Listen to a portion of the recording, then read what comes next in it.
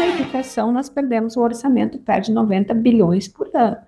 Quer dizer, que tem toda uma discussão de que a perda salarial, né, dos docentes é de 35%, e que essa perda salarial representaria alguma coisa, né, tem estudos assim de valores aproximados, que esses estudos representariam aproximadamente 15 bilhões, ora, nós temos 523 bilhões de renúncia. Nós estamos, por conta dessa renúncia, a educação está perdendo 90 bilhões de reais.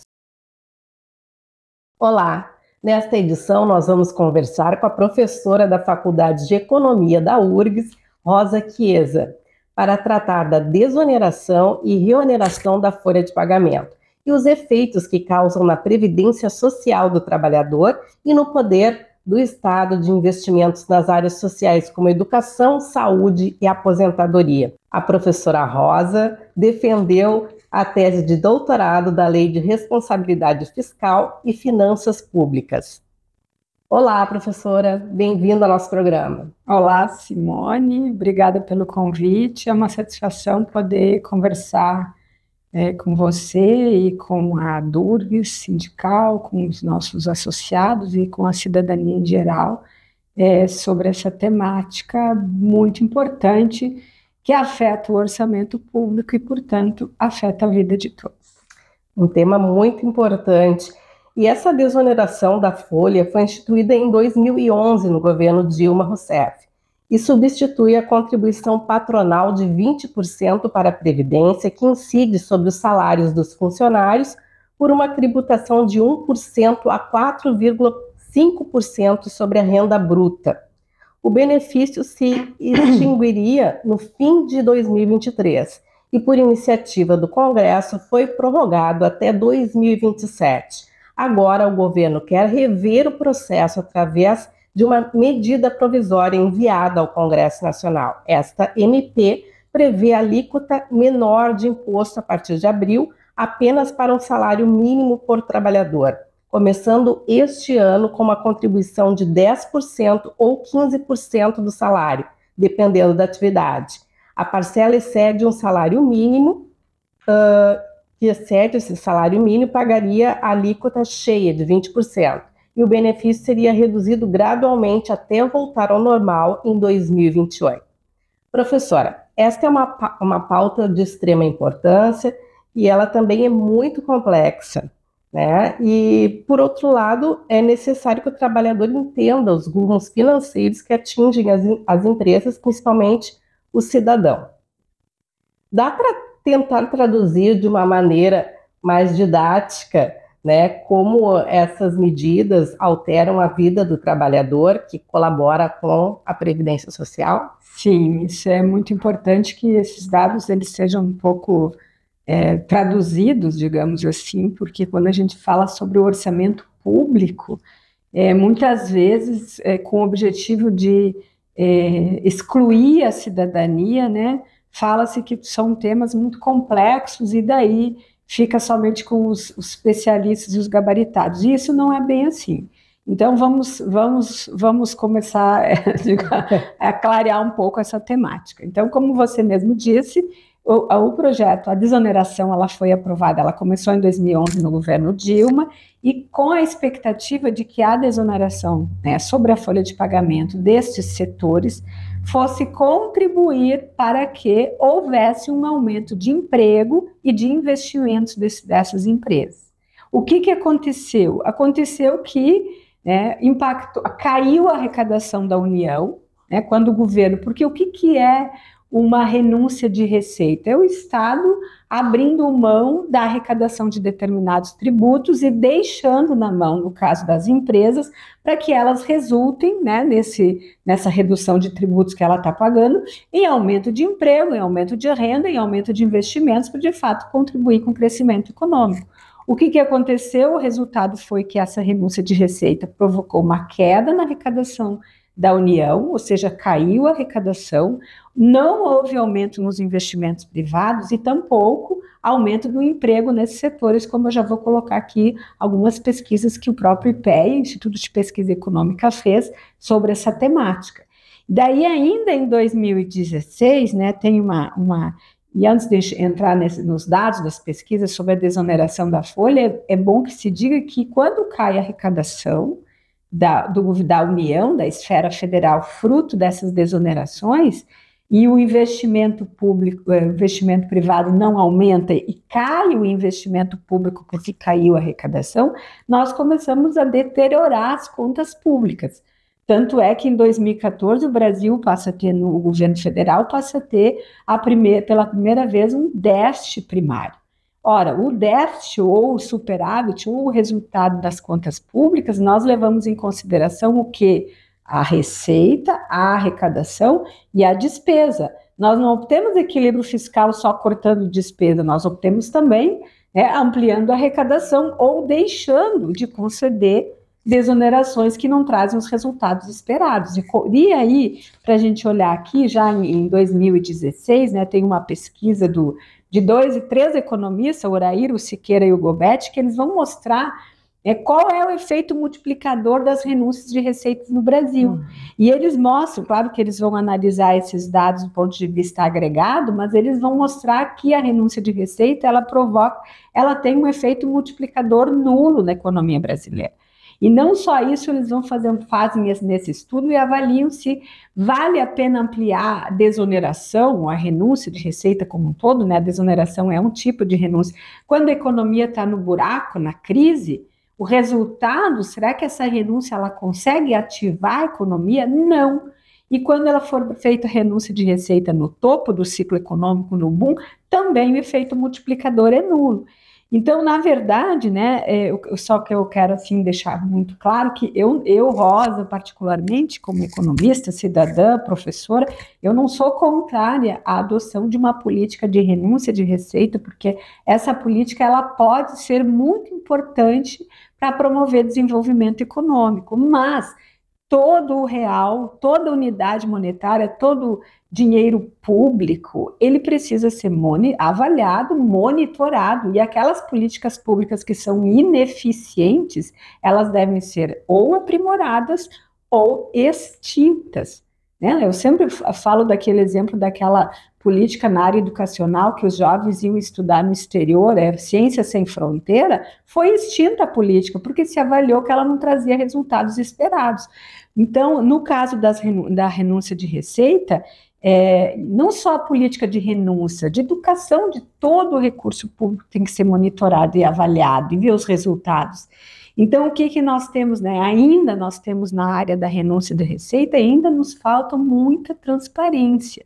Esse estudo que eu acabei de citar, que foi feito por esses 3 economistas do IPEA, eles vão analisar os dados do ponto de vista agregado, mas é uma temática que eu estudo e seria necessário nós termos o nome das empresas, bem como o valor que cada uma delas foi beneficiada, para de fato a gente poder fazer a pesquisa, ver se de fato ela entregou o que para os cidadãos brasileiros que abriram mão de ter esse recurso investido no orçamento da saúde e no orçamento da educação. Então, essa é uma temática muito importante e é por isso que no Brasil, em dezembro de 2021, foi aprovada a Lei Complementar 187, que vai mudar um inciso do artigo 198 do Código Tributário Nacional, que diz que não está vedada a divulgação do nome das empresas, das pessoas jurídicas. Dezembro de 2021, dezembro de 2022, nenhuma esfera cumpriu. Em maio de 2023, a União divulgou esses dados.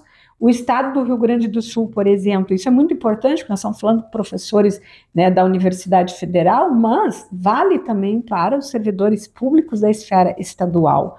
Por quê? Porque o estado do Rio Grande do Sul ainda não cumpre essa lei. Veja, essa lei diz que tem que divulgar, que pode divulgar, não está vedada a divulgação do nome das empresas. E nós vimos lá a coluna com o nome da empresa sem o correspondente valor. Então, o tema da transparência, ele é muito importante ainda para que nós, a universidade e outros institutos de pesquisa, tenham mais e mais dados para poder avaliar qual é o resultado dessa renúncia. E aí, complementando ainda, o que nós temos num segundo estudo que foi feito por um economista, pelo Marcos Excher, do IPEA também, que ele vai analisar especificamente os 17 setores desonerados. Veja, quando a mídia, o que a mídia diz? Nós precisamos, o Congresso Nacional precisa aprovar, porque senão o desemprego vai aumentar. Não é verdade. Enquanto nós não temos, as pesquisas que nós temos mostram que, nessa pesquisa específica que eu estou falando, ele diz o seguinte, abre aspas, segundo, ele vai usar parte da Pesquisa Nacional por Amostra de Domicílios, a PNAD contínua, ele diz que outros setores empresariais que não são beneficiados geraram mais empregos. Ou seja, quando tem um grupo de empresas sendo beneficiadas, tem outro grupo que está pagando mais, não só pessoas, como outras empresas, para que aquelas sejam beneficiadas. E ele diz, outros setores empregam mais. E os desonerados, esses 17 setores, cortaram postos formais nos últimos 10 anos, na contramão dos demais. De crítica do ministro da Fazenda, o Fernando Haddad, ele falou que chamou atenção, sobre esse privilégio, já que para se abdicar da receita desses setores, por óbvio, tem que onerar outros, no caso o trabalhador. E esses benefícios, eles não retornam, em benefícios sociais, Não, ou não retornam, ou nós não temos o descumprimento da lei, seja a Lei Complementar 187, até da Lei de Responsabilidade Fiscal, o artigo 14, que se der tempo a gente pode falar um pouco sobre isso, e é por isso sim que se transforma em privilégios. Mas o que o ouvinte tem que compreender, que essa renúncia, que no caso da União, para 2024, segundo... apelou a 2024 os demonstrativos dos gastos tributários da Receita Federal, são 523 bilhões de renúncia. Se tem 523 bilhões de renúncia, são recursos que não estão entrando no orçamento, no Orçamento Geral da União, e muito menos recursos que vão entrar em caixa. E se esses recursos não entram, é uma das justificativas para obter equilíbrio fiscal, é preciso dar reajuste zero para os professores e para os servidores públicos. Então, esta é uma pauta sobre a qual os professores, sócios da Durgs, os professores não só da esfera federal, mas estadual, devem se debruçar sobre a renúncia dos estados respectivos, dos municípios, que nós precisamos nos pautar sobre essa temática. Porque, vejam, quanto maior for a renúncia de receita, menor será o orçamento mínimo para a saúde e para a educação. Então, se a gente considerar que em 2024 nós temos uma renúncia só na União de 523 bilhões e que a educação aí, o gasto mínimo constitucional é 15% da receita, a educação é 18% da receita corrente de impostos, só na educação nós perdemos, o orçamento perde 90 bilhões por ano. Quer dizer, que tem toda uma discussão de que a perda salarial dos docentes é de 35%, e que essa perda salarial representaria alguma coisa, tem estudos assim de valores aproximados, que esses estudos representariam aproximadamente 15 bilhões, ora, nós temos 523 bilhões de renúncia. Nós estamos, por conta dessa renúncia, a educação está perdendo 90 bilhões de reais.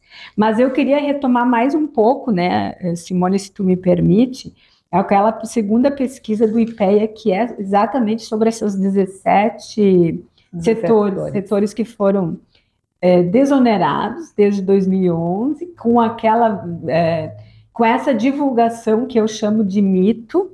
Mito é aquela ideia de que, que ela é falsa, mas de tanto se repetir, ela se torna verdadeira.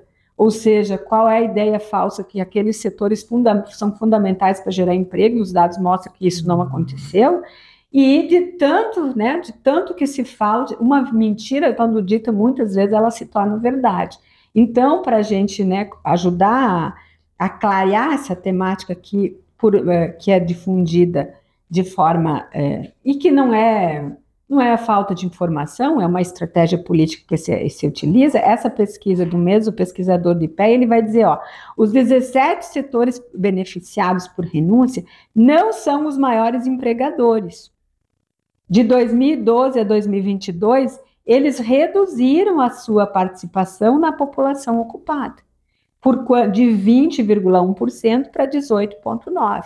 Esses mesmos setores que estão sem pagar os tributos, as contribuições que estão financiando, inclusive a Seguridade Social, né, fez com que houvesse também uma redução na contribuição previdenciária dos ocupados, ou seja, entre os ocupados com contribuição previdenciária, também esse setor contribuiu menos, de 17,9% para 16% desde 2012.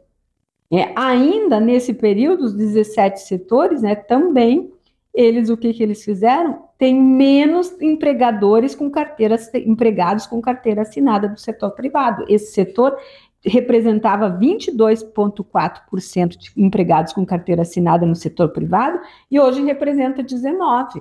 Então, não há justificativa para a gente usar recursos públicos de forma ineficiente. Os dados mostram que esse recurso ele é ineficiente, a ineficiência não é aceitável no momento de carência de recursos públicos e tampouco quando ainda nós temos cidadãos sem escola, sem creche, sem renda, sem recursos de ponta, sem remédios de ponta lá para tratar câncer no SUS, por exemplo, e assim por diante. Então, de fato, não se justifica essa prorrogação dessa renúncia de receita até 2027, por essas razões, mas, por outro lado, também dizer que quanto maior a renúncia, menor vai ser o orçamento público para as outras áreas.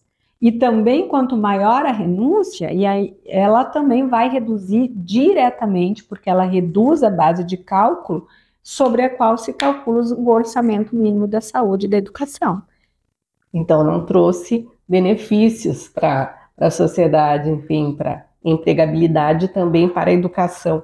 E essa MP terá um reflexo sobre o gasto público, professor? Há espaço para investimentos nas áreas sociais? Então, o que aconteceu, né? O governo, ele tem analisado, divulgado, difundido que, apesar, né, o Congresso Nacional, ele aprovou a continuidade da desoneração, o chefe do Executivo vetou e o Parlamento derrubou o veto.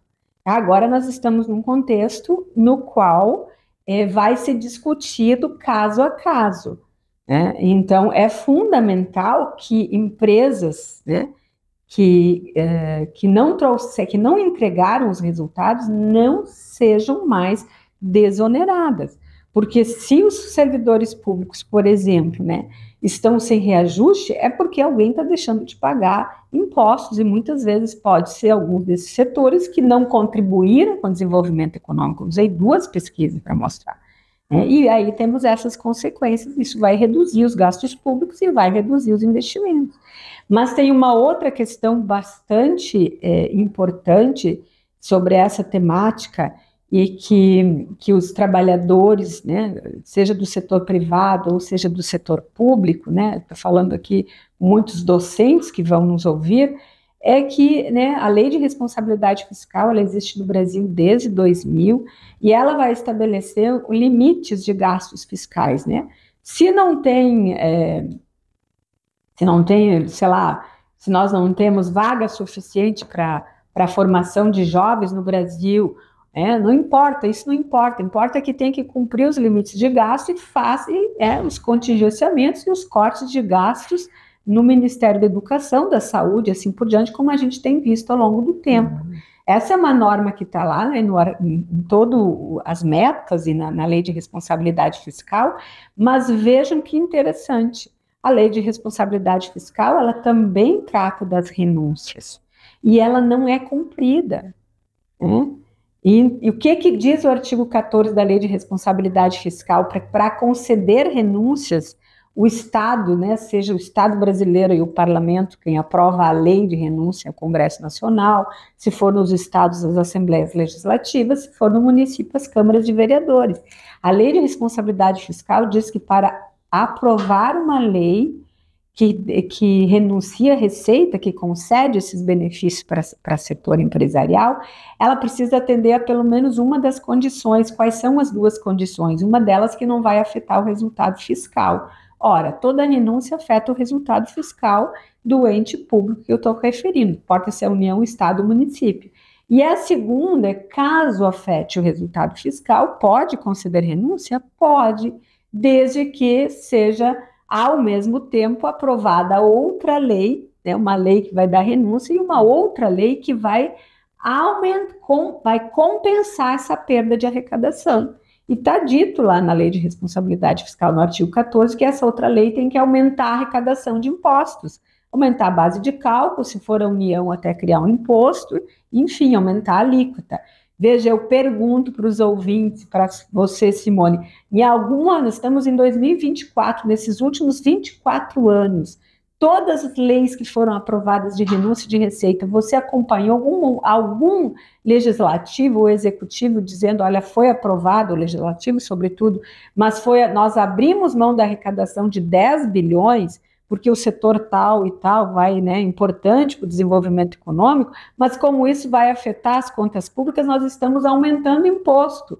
Alô, cidadão, você vai pagar 10 bilhões a cidadãos, vocês vão pagar 10 bilhões a mais de impostos, de tributos, para poder beneficiar esse setor. Isso não é feito no Brasil. Então, eu vejo que a lei de responsabilidade fiscal, ela também é cúmplice quando é para cortar o gasto. Então, essa é uma temática, né, que os servidores públicos, né, os docentes, nós precisamos inserir essa temática na nossa pauta de luta, né, não só pela melhoria salarial, mas também pela melhoria da própria educação do país.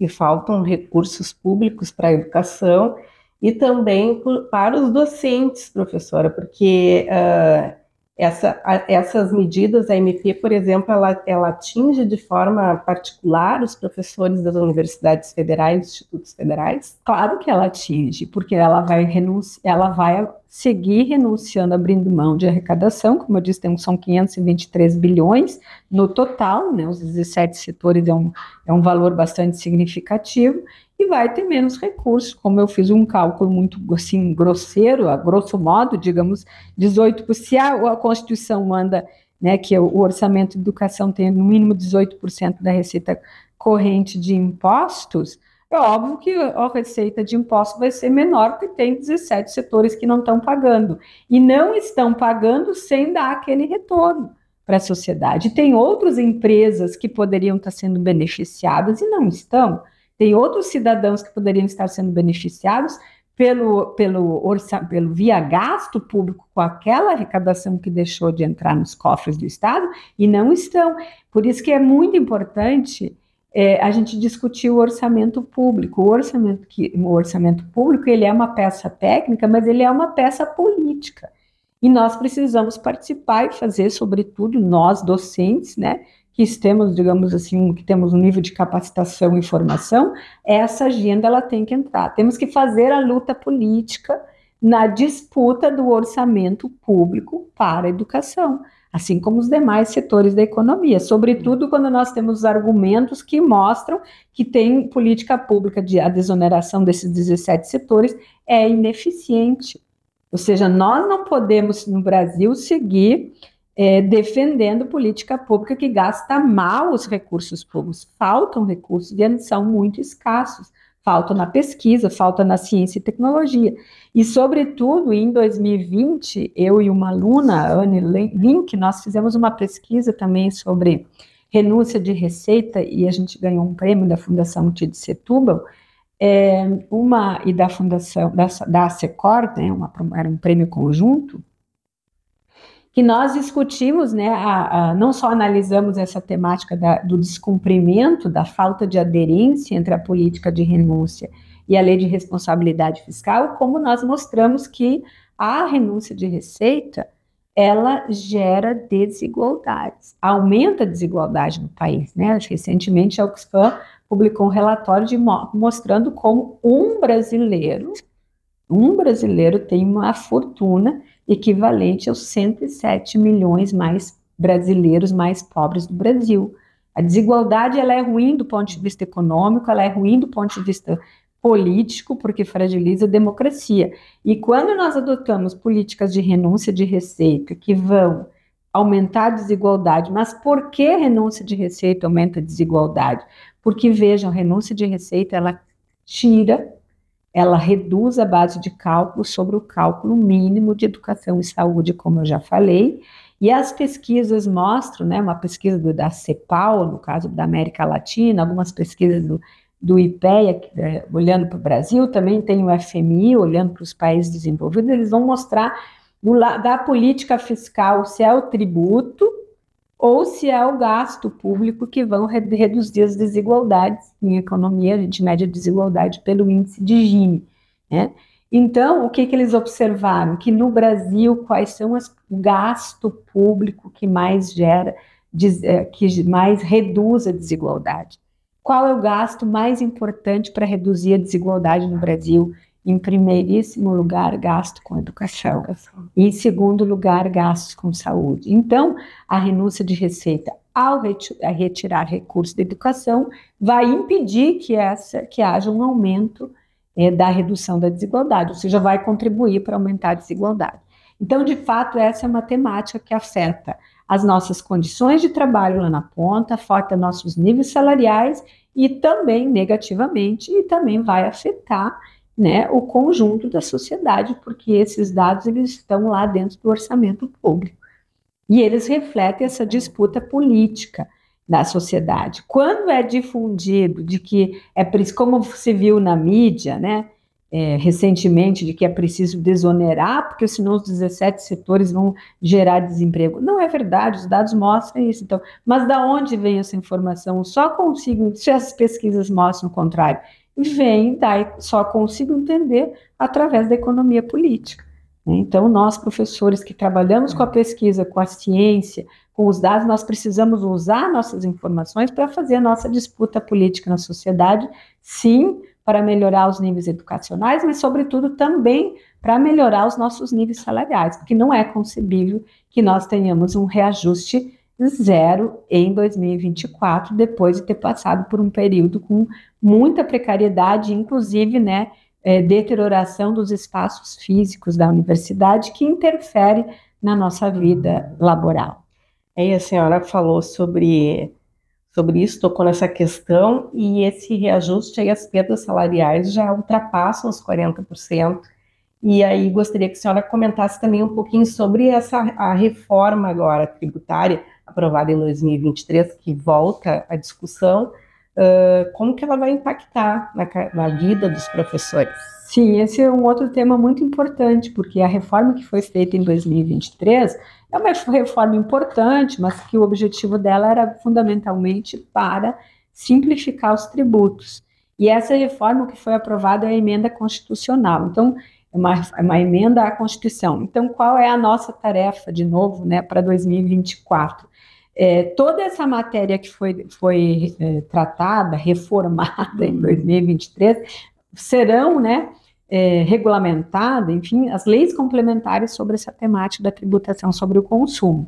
Mas tem uma outra área da tributação que eu ainda considero que é mais importante que a gente insira na nossa pauta de lutas, que é a reforma da tributação sobre a renda. É muito, muito importante, né? Eu tenho estudado muito o imposto de renda da pessoa física, e nós observamos que no Brasil, quem recebe de 2 salários mínimos, né? Teve a MP no ano passado que isentou até 2 salários mínimos, agora com o reajuste do salário mínimo defasou, mas o governo federal já está atualizando para ficar a isenção até 2 salários mínimos. A partir de 2 salários mínimos, nós vamos ver que até 30 salários mínimos, com quem recebe renda mensal até 30 salários mínimos, vai ter uma progressividade tributária. Mas a partir de 30, entre 40 salários mínimos ao mês, quanto mais o contribuinte recebe, menos ele paga, né, de alíquota efetiva. Então, nós temos no Brasil quem recebe mais de 320 salários mínimos ao mês, paga uma alíquota efetiva de 2,1%. Enquanto um trabalhador, uma pessoa física, que tem uma renda entre 5 e 7 salários mínimos, está pagando 3,9%, ou seja, de alíquota efetiva, ou seja, o dobro. E por que isso acontece? Porque uma parte das rendas, né, o que são rendas? Salários, Se eu fosse dona de 10 apartamentos, a minha renda não seria salário, seria aluguéis, lucros, né? Tem pessoas físicas que têm suas remunerações na forma de lucro porque tem empresa, mas não vamos confundir pessoa física com jurídica, que eu estou falando da pessoa física. E também dividendos, né? Quando eu compro ações, eu tenho um pedaço da empresa, eu tenho dividendos.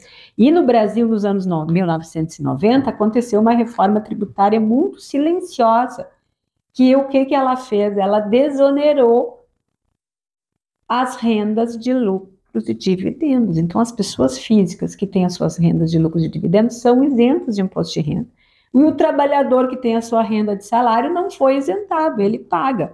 Então, veja, um professor está destinando, não posso dizer quanto tem que falar de alíquota efetiva, não aquela alíquota marginal do imposto de renda, mas ele certamente está pagando o dobro do que está pagando quem recebe, ou mais, né, porque chega até a 8%, 10% de alíquota efetiva do quem está recebendo 340 mil por mês. Isso, veja, esse sistema tributário brasileiro, ele aumenta a desigualdade. Então, nós precisamos sim, né, nos articular, participar para que de fato nós tenhamos o princípio da progressividade, que é o que está previsto na Constituição de 1988, garantir que se faça um imposto de renda justiça, conforme a nossa Constituição levar em conta a capacidade de pagamento, quem ganha mais tem que pagar proporcionalmente mais, hoje é o inverso, e é por isso que aumenta a desigualdade e tem recursos insuficientes no orçamento público para financiar as políticas sociais tão importantes que o Brasil precisa. Então, sim, nós precisamos também nos debruçar sobre isso. Só para não falar de mais um mito, né, muitas, né, inclusive muitas pessoas, né, dizem, não, mas a pessoa física, rendas de lucros e dividendos da pessoa física não está sendo tributado porque ela foi tributado na pessoa jurídica. Não é verdade, são duas pessoas, são dois fatos geradores distintos. Esse é mais um mito da chamada bitributação. Então, não é verdade que isso acontece, né? E aí nós precisamos também nos debruçar e fazer a nossa luta em torno da reforma sobre a renda, que deve vir este ano, 2024 ou 2025, porque ela vai ser muito importante para ampliar o financiamento das políticas em educação, que nós lutamos, e também de outras áreas para reduzir a desigualdade, e em ciência e tecnologia, sobretudo. Mas há poucos dias também o governo Lula determinou que são 2 salários mínimos para desconto de imposto de renda. Professora, isso é bom? Como é que a senhora avalia esses avanços que têm acontecido? Bom, há uma faixa de 2 salários mínimos, de isenção, eu considero baixo, né? Mas, recentemente, quem ganhava menos, antes da MP, que eu não lembro mais, de maio de 2023, uma medida provisória do governo que elevou essa isenção para 2 salários mínimos, inclusive eu orientei um trabalho de conclusão de curso que ganhou um prêmio nos premiados do Conselho Regional de Economia em 2023, né, com o aluno Leonardo, onde a gente faz esse estudo. Ao ampliar para 2 salários mínimos a MP do ano passado, se retirou 5 milhões de pessoas que deixaram de pagar imposto de renda. Isso é muito importante, né? Mas o ponto de vista reduziu a arrecadação, mas o ponto de vista da injustiça, da progressividade, ela mexeu muito pouco. Então, para que se obtenha, e veja que essa isenção de R$5.000 não era uma proposta só do então candidato Lula, era uma proposta dos 2 candidatos, né, que foram ao segundo turno nas últimas eleições. Mas para que isso aconteça, alguém vai precisar pagar mais. E esse alguém que vai precisar pagar mais, essas pessoas físicas, são exatamente os grupos que exercem pressão sobre o parlamento ou têm as suas bancadas no Congresso Nacional. Então, eu poderia, assim, de uma forma provocativa, dizendo que se você está pagando mais impostos que outros, é porque ou você está comprando os mitos, né, aquela verdade que de tanto bater aquela mentira que de tanto bater vira verdade, ou você está lutando muito pouco, ou você está votando muito errado, porque no parlamento nós temos uma bancada muito pequena que defende a classe dos que mais pagam tributos no Brasil. Então, vejo que é uma temática que envolve muitas questões políticas. É muito importante essa faixa de isenção até 2 salários mínimos. Seria importante que chegasse até 5, não são, sei se são 5 salários mínimos ou 5 mil reais, mas alguém vai precisar pagar mais para a gente conseguir atingir essa isenção, que é importante do ponto de vista distributivo, mas vai reduzir a arrecadação.